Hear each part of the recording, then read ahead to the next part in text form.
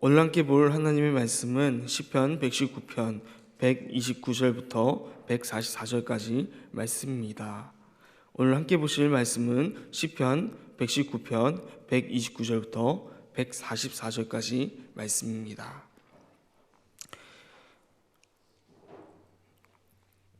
이 시간 다 찾으신 줄 알고 함께 합독하며 보도록 하겠습니다. 함께 보시겠습니다.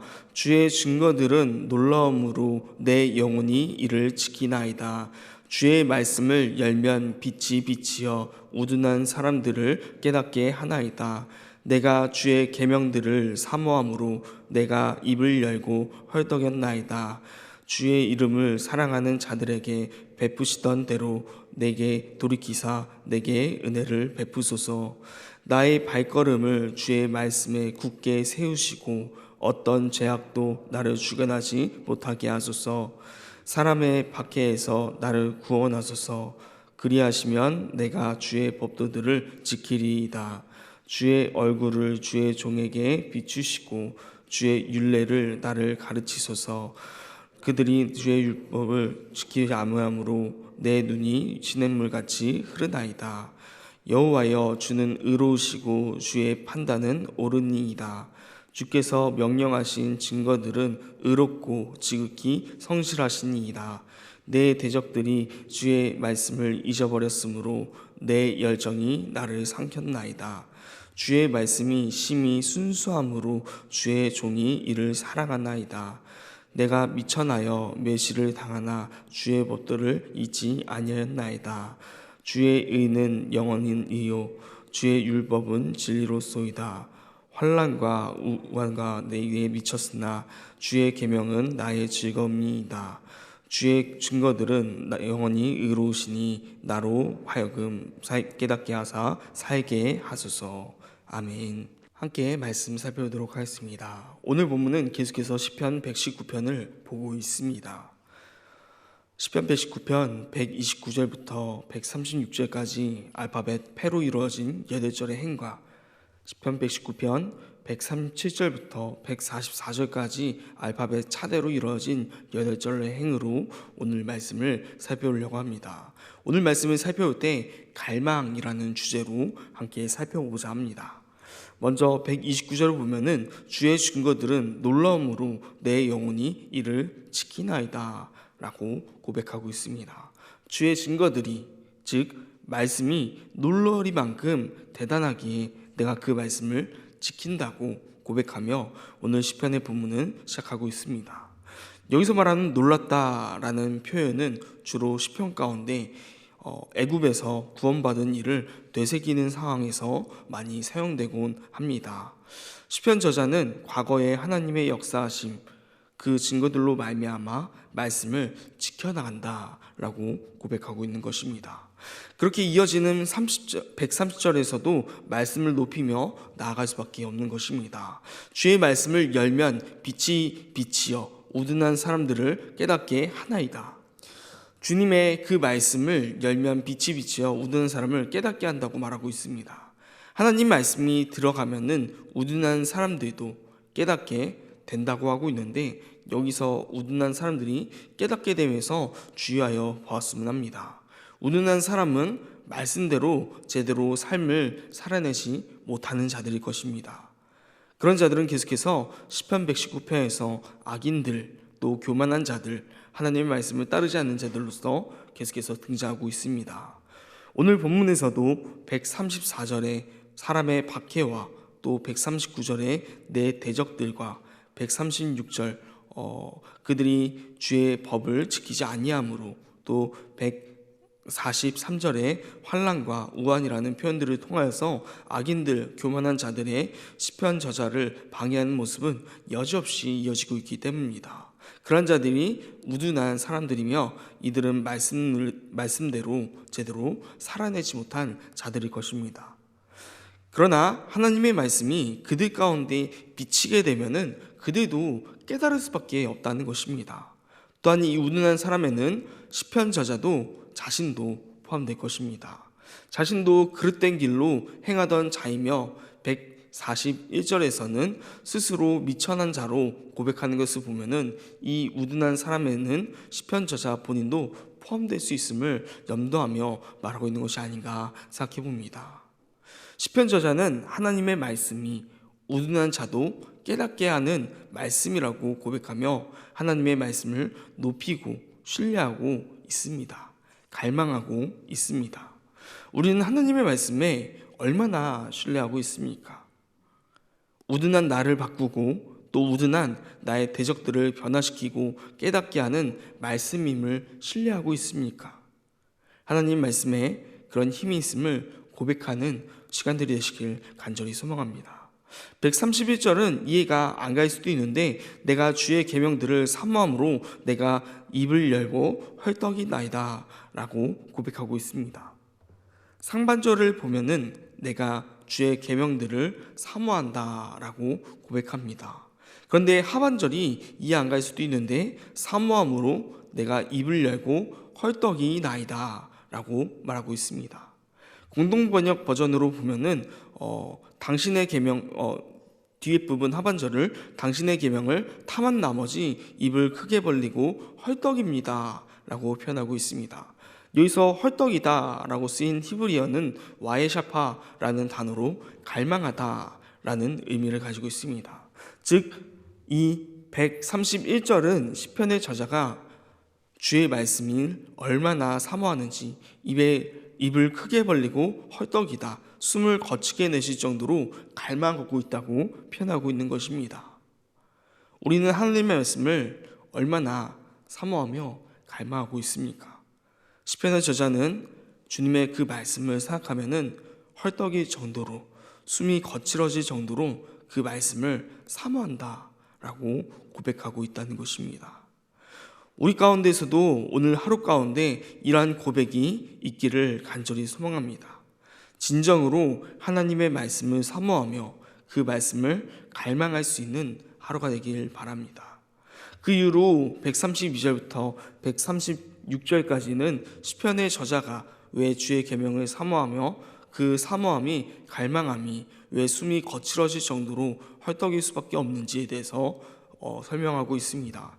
132절을 보면은 주의 이름을 사랑하는 자들에게 베푸시던 대로 내게 돌이키사 내게 은혜를 베푸소서라고 말하고 있습니다. 주의 이름을 사랑하는 자들에게, 즉 자신을 의미하는 것입니다. 주의 이름을 사랑하는 자들에게 베푸시던 대로 저자에게 이미 그렇게 베푸셨던 적이 있다는 것입니다. 지금 시편 119편의 저자의 바람은 그저 허황된 것이 아니라 시편 저자의 상황과 경험에서 비롯된 것임을 설명하고 있는 것입니다. 그렇게 사랑하는 자들에게 베푸시던 대로에서 베푸시던 대로를 뜻하는 히브리어는 미시파트가 쓰였는데 보통 공의와 정의를 말할 때 사용되는 단어입니다. 그런데 이곳에서는 관례, 행동 방식을 의미한 뜻으로 사용되고 있습니다. 그렇게 지금까지 주의 이름을 사랑하던 자에게 해오시던 대로 그 관례대로 그 행동 방식대로 하반절인 나를 돌이키시고 나에게 은혜를 베풀어 달라고 말하고 있는 것입니다. 여기서 나를 돌이키다라는 단어는 파나라는 단어로 돌아보다, 무엇 쪽으로 향하다라는 뜻을 갖고 있습니다.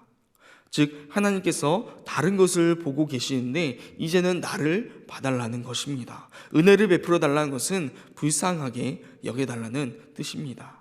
하나님께서 이제는 내 쪽으로 시선을 향하셔서 돌아보시고 또 불쌍하게 여기셔서 도와달라는 의미로서 갈망하고 있는 것입니다. 그렇게 이어지는 133절에서도 나의 발걸음은 주의 말씀에 굳게 세우시고 또 나의 발걸음이 다른 곳으로 가지 않도록 주의 말씀에 굳게 세워달라고 고백하고 있습니다. 이런 고백은, 이러한 표현은 계속해서 살펴보고 있는 표현 중에 하나인데 시편의 저자는 고난 가운데 있는 상황이지만 그럼에도 그 고난 근원으로 인하여 하나님의 말씀을 소홀히 하는 것이 아니라 여전히 그 하나님의 말씀을 지키기를 원하고 있다는 것입니다. 그렇게 나의 발걸음을 주의 말씀에 굳게 세워달라는 것입니다.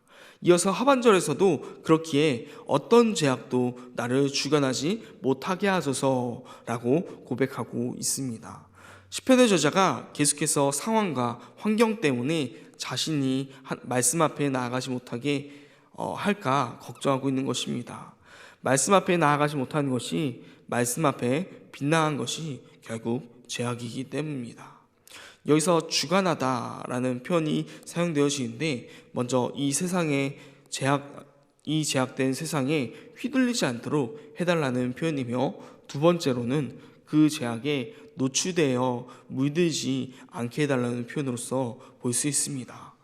이 두 가지는 의미가 전혀 다른 것입니다. 첫 번째 것은 죄악된 세상에 눌려 어쩔 수 없이 그 세상의 뜻을 따르는 죄악된 세상이 나를 주관하는 것을 의미하는 것이고, 두 번째 것은 죄악된 세상에 노출되어서 그것에 물들어 자신이 죄를 짓고 살아가는, 히브리인들이 죄를 전염성이 있는 것을 보고 죄를 가까이 않고 피했던 전형적인 이유로서 볼 수가 있는 것입니다. 그렇게 134절에서는 사람의 박해에서 나를 구원하소서라고 표현하고 있는 것입니다. 사람의 박해로부터 죄악이 나를 주관할까 두렵기 때문입니다. 134절을 참고한다면 첫 번째 의미에 더 가깝지 않을까 생각해 봅니다. 그런데 하반절은 잘 이해가 가지 않을 수 있습니다. 그리하시면 내가 주의 법도들을 지키리이다. 큰 문제는 없어 보이지만 그리하시면이라고 표현하고 있습니다. 그리하시면이라는 표현을 통해 마치 시편의 저자가 조건부로 하나님의 말씀을 따르는 것 같은 표현이 되고 있습니다. 마치 하나님께서 나를 사람의 박해에서 구원하셔야지만 내가 그때서야만 주의 법도를 지키겠다라는 조건부처럼 보이게 되는 것입니다. 하지만 지금껏 함께 시편 119편을 묵상해온 분들이라면 당연히 시편의 저자가 그럴 리 없다는 것을 잘 알고 있을 것입니다. 왜냐하면 시편의 저자는 그러한 상황 속에서도 계속해서 하나님의 말씀대로 살기 위해 끊임없이 노력하고 또 노력하며 발버둥 치고 있는 자의 힘을 살펴보았기 때문입니다. 여기서 우리가 보아야 하는 것은 그리하시면이 히브리어로 왜라는 접속사인데, 그리고 더불어 그리고 나서 등을 의미하고 있습니다. 즉 구원하시고 그리고 주의 법도를 지킨다라고 보아야 되는 것입니다. 그렇게 본다면 이런 뜻이 됩니다. 하나님이 주의 종, 즉 말씀을 따르며 사모하는 자들을 구원하시는 것은 당연할 것입니다. 그리고 그런 자들이 주의 법도를 지키는 것도 당연한 것이 된다는 것입니다. 그렇게 이 구절은 단순히 조건부로 보는 것이 아니라 하나님을 믿고 그 말씀을 따르는 자들에게 일어나는 그 수순, 그리고 시편의 저자가 과거를 경험했던 것을 언급하며 믿음과 신뢰를 표현하고 있는 것입니다. 하나님 말씀대로 사는 믿는 자들에게는 구원받는 것이 당연한 수순이고, 또 그렇기에 구원받는 자가 더욱더 말씀을 붙들며 살아가는 것도 당연한 수순이기 때문입니다. 그렇게 135절에서는 주의 얼굴을 주의 종에게 비추시고 주의 율례로 나를 가르치소서라고 고백하고 있습니다. 결국 구원이 임할 것을 알기 때문에 그는 계속해서 하나님 말씀 안에 살아갈 것임을 다짐하고 있는 것입니다. 하지만 136절에서는 이렇게 고백합니다. 그들이 주의 법을 지키지 아니하므로 내 눈물이 시냇물 같이 흐르나이다. 그들이 주의 법을 지키지 아니하므로, 그들은 역시 하나님의 말씀을 따르지 않는 대적자들, 악인들을 뜻하는 것이 될 것입니다. 그들이 하나님의 말씀을 따르지 않기에 내 눈물이 시냇물 같이 흐른다고 고백하고 있습니다. 시편 저자의 고백은 대단한 고백입니다. 시편 저자가 말하는 자들은 말하였듯 대적자일 것입니다. 이제까지 시편 119편을 살펴보면은 그들은 자신이 말씀을 따르며 살기 위함을 방해하는 자들이었습니다. 그런데 그런 자들 때문에 눈물을 흘리는데 그 이유가 자신에게 해코지하며 자신을 힘들게 했기 때문이 아닙니다. 136절을 자세히 살펴보면은 그들이 주의 법을 지키지 아니하므로 내 눈물이 시냇물같이 흐른다라고 고백하고 있다는 것입니다. 시편 저자가 눈물을 하염없이 흘리는 이유는 그들이 주의 법을 지키지 않았기 때문입니다. 시편 저자가 얼마나 하나님의 말씀을 사모하는지 다시 한번 알 수 있는 부분입니다. 얼마나 사모하면은 그들이 나를 공격했기 때문에 내 생명이 위험해서 또 힘들어서 눈물을 흘리는 것이 아니라 그들이 주의 법, 즉 그 말씀을 지키지 않기 때문에 눈물을 흘린다고 말하고 있는 것입니다. 시편의 저자는 지금 주님의 말씀이 지켜지지 않음에 하나님의 말씀을 경솔히 여기는 모습에 그 말씀이 무시되는 현실을 바라보면서 견딜 수 없는 슬픔을 느끼기에 눈물을 하염없이 흘러 시냇물처럼 흐른다고 고백하고 있는 것입니다. 시편의 저자가 지금의 상황을 얼마나 안타까워하고 또 고통스러워하는지 알 수 있는 부분입니다. 그런데 그 안타까움과 슬픈 고통이 자신의 개인적인 일에 비롯된 것이 아니라 하나님 말씀을 사모함에 비롯된 것임을 바라볼 때 과연 우리는 그렇게 살아가고 있는가에 대해서 되돌아보며 숙연해져야 되지 않나 생각해 봅니다. 그리스도인들입니다. 그리고 그 중에서 그래도 하나님 말씀을 따라 살기 위해 노력하는 자들로서 새벽을 깨우며 말씀으로 기도로서 하루를 살아가기 원하는 자들이 아닙니까? 하지만 우리 가운데에서도 안타까움과 슬픔과 고통이 있지만 그것이 정말로 시편의 저자와 같이 하나님의 말씀을 사모하기 때문에 나오는 감정인지 아니면 내 개인적인 일을 통해 나오는 감정인지 되돌아볼 수 있어야 한다는 것입니다. 우리는 그 무엇보다 말씀을 사모하며 그 말씀이 우리의 삶 가운데 기준이 되어야 합니다. 그렇기에 시편의 저자는 주님의 그 말씀이 지켜지지 않는 그 세상을 바라보며 눈물을 흘리고 있는 것입니다. 이어서 시편의 저자는 137절부터 139절까지 이렇게 고백하고 있습니다. 여호와여 주는 의로우시고 주의 판단은 옳으니이다. 주께서 명령하신 증거들은 의롭고 즉히 성실하시니이다. 내 대적들이 주의 말씀을 잊어버렸으므로 내 열정이 나를 삼켰나이다. 이렇게 고백하는 이유는 지금 하나님의 말씀이 지켜지지 않음에 안타까움과 고통을 느끼기 때문입니다. 그렇게 시편의 저자는 고백합니다. 주는 의로우시고 주의 판단은 옳다고 고백하고 있습니다.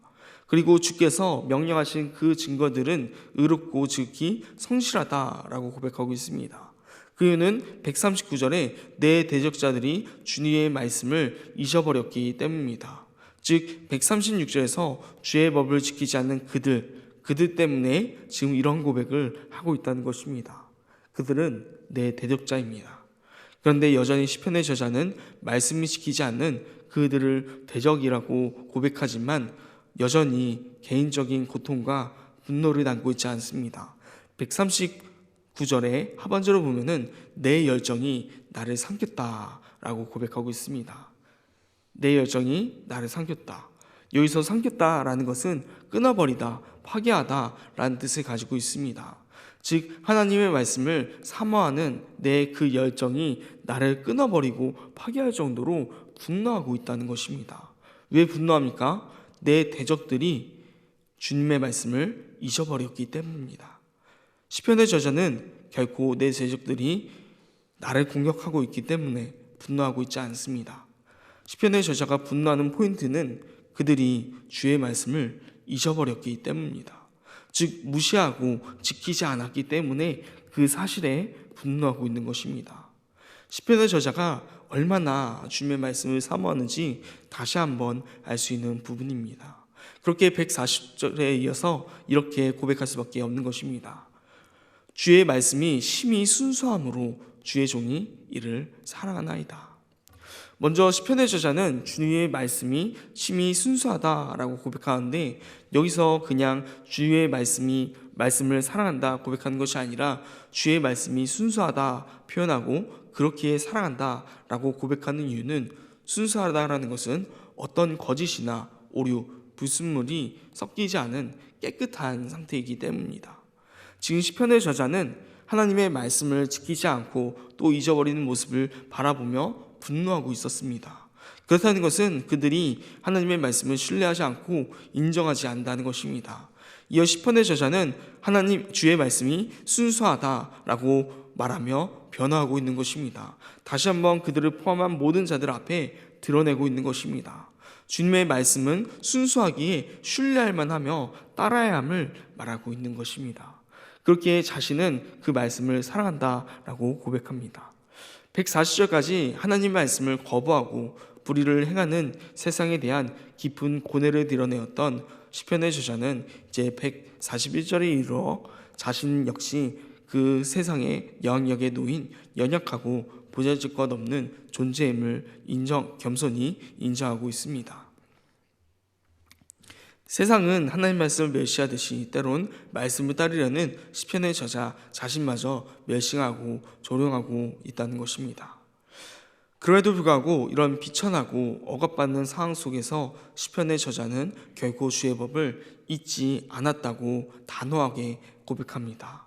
이는 세상의 어떤 가치와 평가에도 흔들리지 않고 오직 하나님의 말씀이 참된 생명의 길임을 굳게 믿는 그의 변함없는 신앙을 보여주는 것입니다. 그렇게 142절로 넘어가 주의 의는 영원한 의이고 주의 율법은 진리라고 고백할 수 있는 것입니다. 그리고 143절에서 다시 환난과 우환이 내게 미쳤다라고 자신이 당하는 고난을 드러내고 있습니다. 그렇지만 시편의 저자는 여전히 주의 계명을 즐거움이라고 고백합니다. 마지막 144절에서는 주의 증거들은 영원히 의로우시다라고 말하고 있습니다. 그러면 나로 하여금 깨닫게 하사 살게 하소서라고 고백합니다. 144절에 이르러 시편의 저자는 다시 한번 그의 간절한 영혼의 외침을 우리에게 들려줍니다. 주의 증거들은 영원히 의로우시니 나로 하여금 깨닫게 하사 살게 하소서. 오늘 본문 마지막 간구 속에는 그 어떤 고난과 역경 속에서도 변치 않는 하나님의 말씀에 대한 그의 깊은 신뢰와 또 말씀에 대한 진리를 깨닫고 참된 생명을 얻고자 하는 그의 불타는 갈망이 고스란히 담겨 있습니다. 그는 오늘도 영원한 말씀 앞에 자신의 모든 것을 내려놓고 간절히 매달립니다. 갈망합니다. 그에게 있어서 어떤 세상의 고난이나 심지어 자신의 생명조차 말씀 앞에 깨닫고 그 안에 살아가는 기쁨과 비교할 수 없을 만큼 말씀의 가치가 높다는 것입니다. 오직 주님의 말씀만이 그의 삶의 의미이자 유의였던 것이 이제 우리 자신에게 질문을 던져보게 됩니다. 과연 우리는 시편의 저자와 같은 간절함으로 하나님의 말씀을 사모하고 있습니까?